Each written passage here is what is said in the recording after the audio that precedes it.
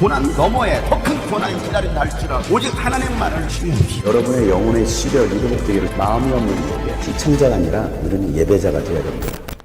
샬롬, 복된 하루가 시작되었습니다. 오늘도 하나님의 나라를 향하여 믿음으로 한 걸음씩 나아가는 하루가 되기를 소망합니다. 함께 나눌 말씀은 역대하 24장 17절부터입니다.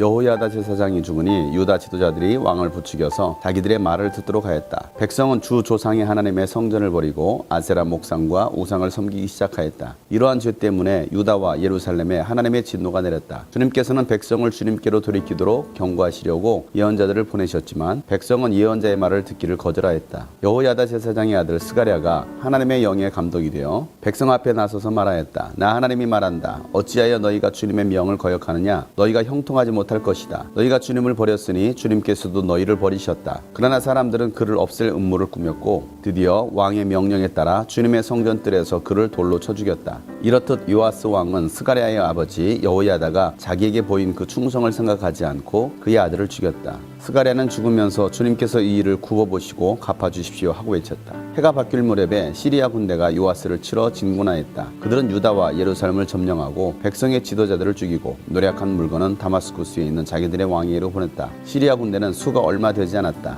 그러나 주님께서는 유다 백성이 주 조상의 하나님을 버린 것을 못마땅하게 여기셔서 그 적은 수의 시리아 군대가 유다의 대군과 싸워 이기게 하셨다. 이렇게 요아스에게 심판이 내렸던 것이다. 시리아 군대는 요아스에게 심한 타격을 입히고 물러갔다. 요아스의 신복들은 요아스가 여호야다의 아들 스가랴 제사장을 죽인 일에 반감을 품고 요아스가 잠을 자고 있는 동안에 그를 죽이고 말았다. 요아스는 이렇게 죽고 말았다. 그는 다윗성에 묻히기는 하였으나 왕실 묘지에 안장되지는 못하였다. 요아스에게 반란을 일으킨 사람은 암몬 여인 시므아스의 아들 사밧과 모압 여인 시므리스의 아들 여호사밧이다. 요아스의 아들들의 이야기와 요아스가 중대한 경책을 받은 것과 하나님의 성전을 보수한 사적은 모두 11개 주석에 기록되어 있다. 그의 아들 아마샤가 그의 뒤를 이어 왕이 되었다. 아멘. 하나님 앞에서 충성스럽게 사역을 감당했던 제사장 여호야다가 죽자 요아스 왕은 하나님을 버리고 우상을 숭배하기 시작합니다. 하나님의 성전을 보수하고 백성들로 하여금 우상을 떠나도록 만들었던 요아스 왕이 그와 같이 타락했던 이유는 그의 정신적 지주였고 영적 아비와 같았던 여호야다가 죽은 것이었습니다.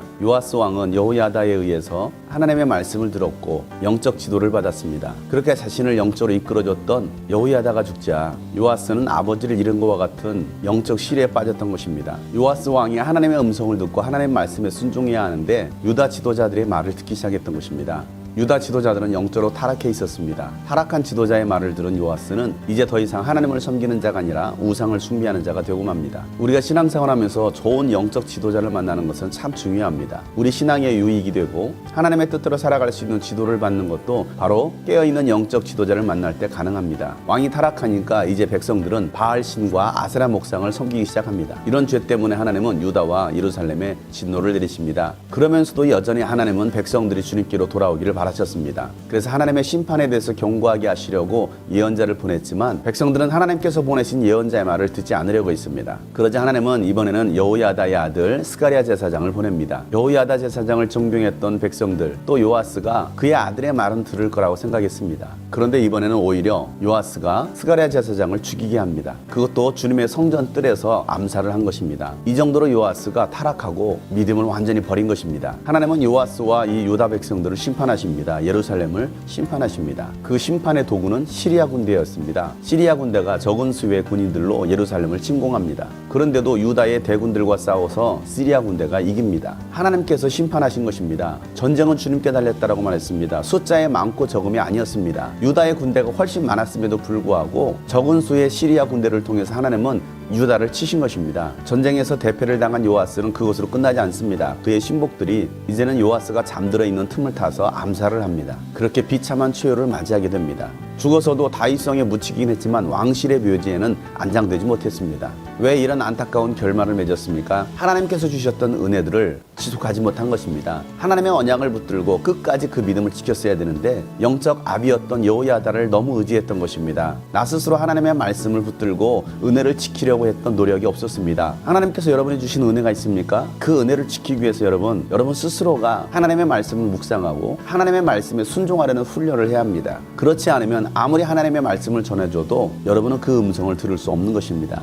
은혜 받는 받는 것도 중요하지만 더 중요한 것은 그 은혜를 지속하는 것입니다. 여러분은 받은 바 은혜를 지속하기 위해서 무엇을 하고 계십니까? 오늘부터라도 그 은혜를 지속하기 위한 노력, 실천의 발걸음을 내디딜 수 있길 바랍니다. 처음보다도 더 나중이 좋은 여러분의 믿음, 여러분의 신앙이 되기를 주 이름으로 축복합니다.